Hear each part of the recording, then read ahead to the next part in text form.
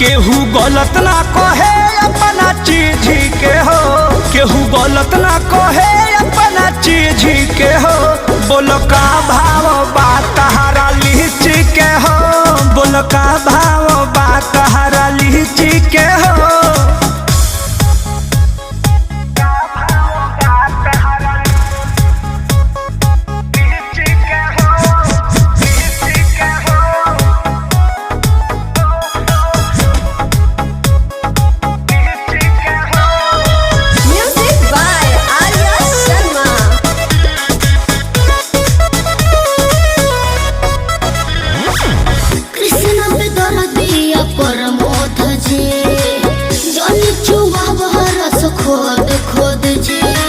hello, आपको घाटा नहीं